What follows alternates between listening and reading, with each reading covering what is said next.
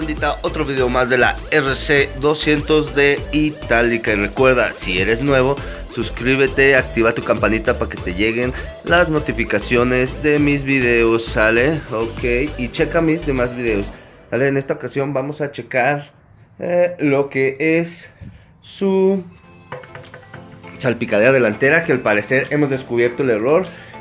Porque se nos escucha cuando pasamos un bache fuerte. Cuando pasamos un bache fuerte, porque se nos escucha como un golpeteo o algo que esté flojo. Entonces creemos que ya descubrimos que fue la salpicadera. Entonces se la vamos a quitar. Vamos a dar una rodada sin ella. Pues ya estamos aquí ya sin la salpicadera. Entonces vamos a probarla.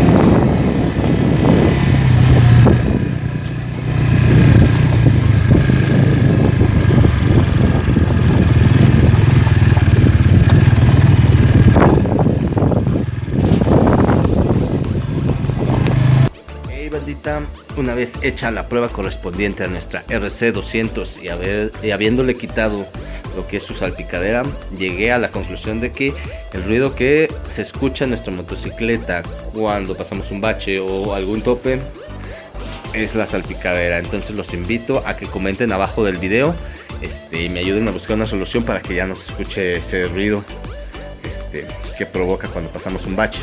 ¿Sale? Ok, bandita, eso es todo por el video de hoy de nuestra RC200. ¿Sale? Vienen más videos. Compartan, si les gustó el video denle me gusta, ¿sale? Si eres nuevo suscríbete, mira mis demás videos, ¿sale? Ok, ahí tenemos la DT150 Sport.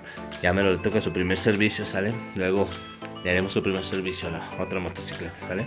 Ok, esto es todo, hasta luego amigos.